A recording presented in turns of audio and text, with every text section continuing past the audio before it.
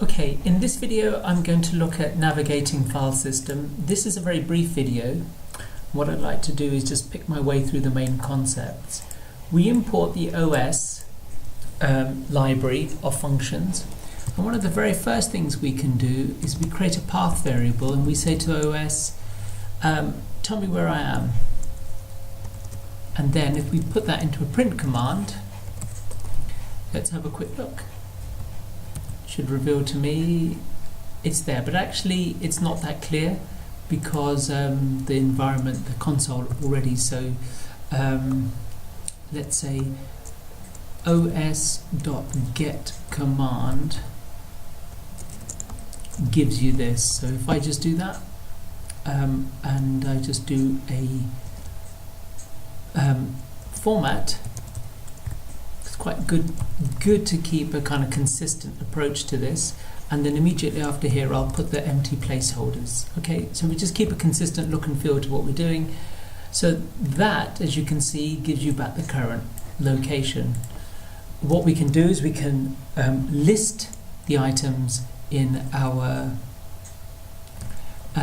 current directory by using os.list directory, but we have to give it the path. Now this is necessary because I'm working in a file. If you're working on the console will record your current location and it actually helps you with it. But if you're going to use it inside a file, you need to pass it the path. So this first line gets the path, it displays it there. This is going to list it. Well, now when I list it, what I want to do is display what's in each of the separate items. And the easiest way is a simple loop. So if we say files in directories, and let's just print whatever files we find, and let's have a look what that does. So there we go. OS gives us the path, and then immediately after are all the files of where I sit. We can then, if we want to, navigate up or down. So let's just have a quick go. We'll stick it in directly underneath. So if we change the directory, and if we use 2 full stops, it will move us up the path. We then say to the application, please tell me where I am again. So actually I want to repeat these 2 lines, and let's see where we've got to. Okay, so let's have a look at that. Let's run that. So let's go back up. So we start off up here in this location. These are the files I find in there. I then go down a level and I display the path. Now what I want to do is repeat this bit of code so I can see what's inside that particular location. Run it. So in the location of the projects I have algorithm, puzzles, algorithm, data science, IntProg, learning engine, and so on. So they're the core concepts here. Listing directories using a path, changing directories. If you go up, use 2 dots. If you go to a subfolder, use the name of the subfolder. So we could do one more. Let's grab that chunk there because we're going to repeat that again.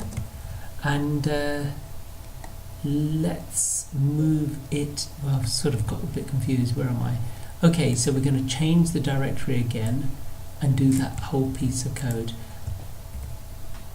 So let's not change the direction. Let's go up to the IntProg folder.